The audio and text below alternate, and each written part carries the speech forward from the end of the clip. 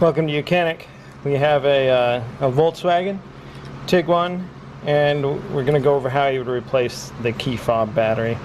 This will apply to essentially any key fob that looks like this for your Volkswagens. And so you'll take your key, rotate it over, and we want to remove this cover plate. Not the one that has the symbol on it, but it's the one that's close to the key ring hook.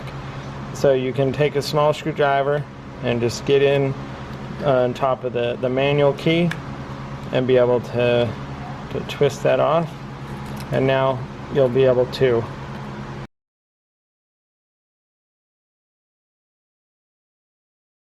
pump that out, and then we'll have access to our key, or to the battery. There's a little indent right here where we can get our screwdriver or a pick tool in to remove the battery. The battery that goes in this one is a CR2032, and so you would get a new battery, and then we put it back in the reverse with the there's some spring tabs right here, be able to install and press it down in, and then